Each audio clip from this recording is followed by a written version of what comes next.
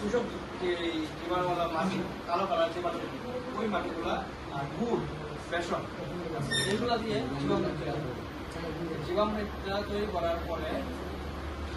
আপনার বানানো, এটা বানানো একটা গ্রামের মধ্যে বানাই দেখে পাচ্ছে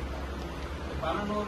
14 দিনের মধ্যে এটা ইউজ এদিকে কি মোবাইল নাম্বার দিয়ে দিতে না না মোবাইল না স্ক্রিনে সই দিত